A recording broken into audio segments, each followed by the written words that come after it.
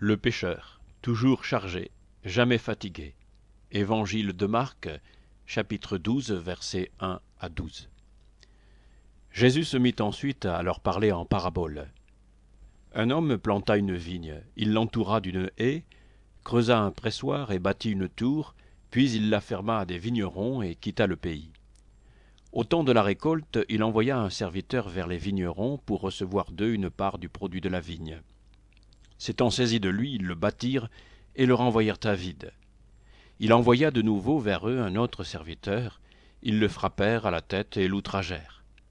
Il en envoya un troisième, qu'ils tuèrent, puis plusieurs autres, qu'ils battirent ou tuèrent. Il avait encore un fils bien-aimé. Il l'envoya vers eux, le dernier, en disant « Ils auront du respect pour mon fils ».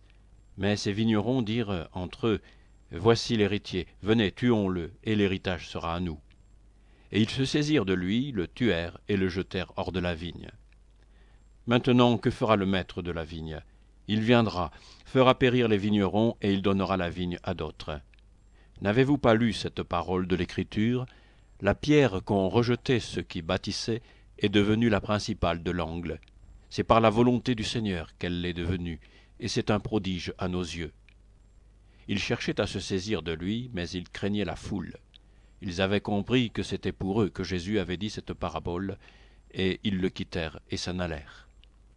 Dans la parabole qui ouvre ce chapitre, nous voyons, sous les images d'un père de famille et de ses vignerons révoltés, Dieu et les hommes pécheurs suivre chacun dans son sens une ligne de conduite constamment progressive. Dieu n'envoie d'abord qu'un serviteur, ensuite plusieurs ensembles, et enfin son propre Fils. C'est la charité s'accroissant sans cesse. Mais les vignerons chassent et battent les premiers, blessent gravement ceux qui suivent et mettent enfin à mort les derniers et le Fils bien-aimé. C'est la dureté de cœur augmentant toujours. Ce qu'il y a d'effrayant dans la conduite de ces hommes, ce n'est pas seulement que leurs crimes se multiplient, c'est encore qu'en les commettant plus nombreux, ils s'endurcissent davantage. Bien que leur conscience doive être plus chargée à l'époque de leur dernier forfait qu'au jour des premiers, cependant nous les y voyons marcher avec un égal sang-froid, et même avec plus de cruauté. Quand ils chassent le premier serviteur, c'est sans préméditation, mais quand plus tard ils tuent le fils, c'est après en avoir délibéré. Leur première faute ne tend qu'à retenir injustement le tribut de l'année, mais leur dernier crime a pour but de s'emparer de l'héritage tout entier. Si bien que leur conscience, durcissant sur le sentier du vice, comme le talon du voyageur sur un chemin pierreux, ils arrivent au dernier degré de méchanceté, sans soupçonner seulement qu'ils aient aggravé leur position devant le Seigneur. Fidèle et triste image de l'aveuglement du pécheur, en réalité toujours pire, et cependant à ses propres yeux toujours le même, toujours plus chargé et jamais plus fatigué.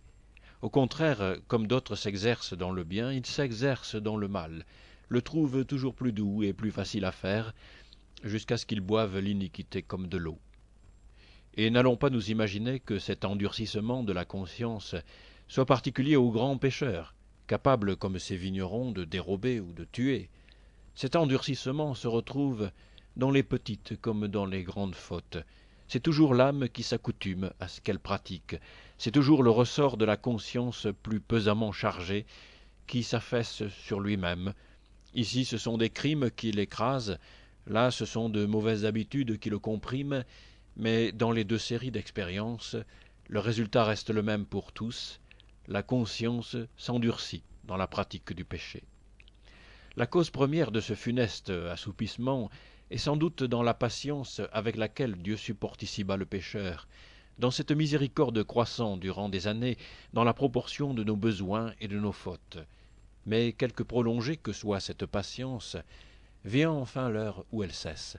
Quelque persévérante que soit cette miséricorde, vient au bout le moment où elle nous abandonne, et tôt ou tard, mais à un jour certain, Jésus doit nous dire « Que fera donc le maître de la vigne après vous avoir tant et tant supporté ?»